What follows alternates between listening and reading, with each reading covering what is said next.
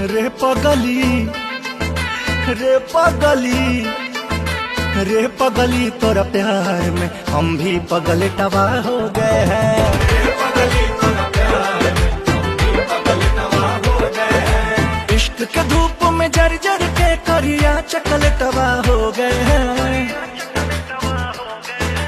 रे पगली तोरा प्यार में हम भी पगल टवा हो गए हैं।